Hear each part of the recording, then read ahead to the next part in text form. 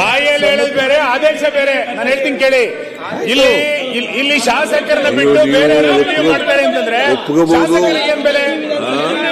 ಹಾಗಾದ್ರೆ ಕೆಲಸ ಮಾಡಿ ಸರ್. ಅಲ್ಲ,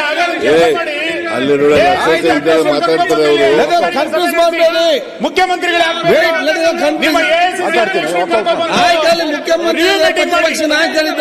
ಮುಖ್ಯಮಂತ್ರಿ ನೋಡಿ, ನೀವು ಹೀಗೆ ಸುಮ್ಮನೆ ಮುಂದೆ ಹೋಗ್ತೀರಲ್ಲ, ಬಗೆಹರಿಸ್ತೀರಾ?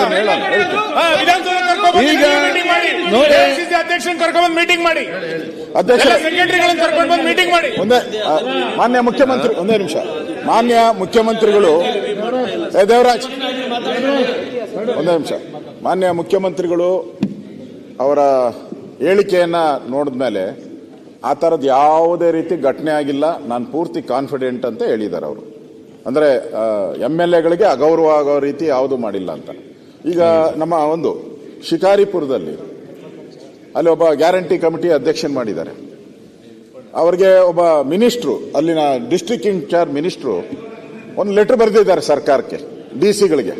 ಏನಂತ ಹೇಳಿದ್ರೆ ಅಂದ್ರೆ, ಯಾರು ಆ ಕಮಿಟಿಯ ಅಧ್ಯಕ್ಷನಿದ್ದಾನೆ, ಯಾವುದು ಈ 5 ಗ್ಯಾರಂಟಿಗಳ ಅಧ್ಯಕ್ಷ, ಅವನು ಏನು ಹೇಳ್ತಾನೋ ಅದನ್ನ ಎಲ್ಲಾ ಕಾಲೇಜು ಸ್ಕೂಲುಗಳಲ್ಲೂ ಕೂಡ ನೀವು ಟ್ರಾನ್ಸ್ಫರ್ಗಳು ಅಭಿವೃದ್ಧಿ ಸಮಿತಿ ಏನು ಇದೆ ಅವನು ಹೇಳ್ದನ್ನೇ ಮಾಡಬೇಕು ಅಂತ ಅಫಿಷಿಯಲ್ ಲೆಟರ್ ಬರೆದಿದ್ದಾರೆ. ಇದು ಯಾವ ನ್ಯಾಯ?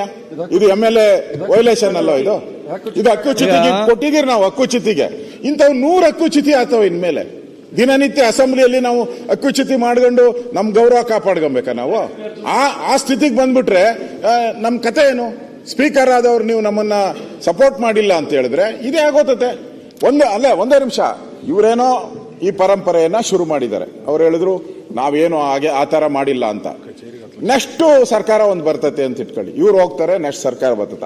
ಅವ್ರೇನ್ ಮಾಡ್ತಾರೆ? ಈ ಆಶ್ರಯ ಹೋಗಲ್ಲ, ನಾವು ಮತ್ತೆ ಗೆದ್ದು ಬರ್ತೀವಿ.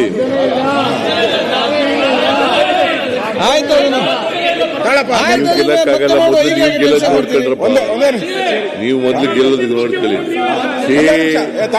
ನಾವು 100% ಮತ್ತೆ ಗೆದ್ದು ಬರ್ತೀವಿ, ಅದ್ರ ಬಗ್ಗೆ ಎರಡನೇ ಮಾತಿಲ್ಲ. ಅಧ್ಯಕ್ಷರೇ, ನಾನು ಬೈ ಎಲೆಕ್ಷನ್ ಅಲ್ಲೂ ಕೂಡ ಹಿಂಗೆ ಏನಾಯ್ತು? ಬೈ ಎಲೆಕ್ಷನ್ ಎಷ್ಟು ಸರಿ ಎಲೆಕ್ಟ್ ಆಗೋರು? ನೀವ್ಯಾಕೆ ಏನಾಯ್ತು? ಚನ್ನಪಟ್ಟಣದಲ್ಲಿ ಏನಾಯ್ತು? ಶಿಗ್ಗಾವಿನಲ್ಲಿ ಏನಾಯ್ತು? ಅಧ್ಯಕ್ಷರೇ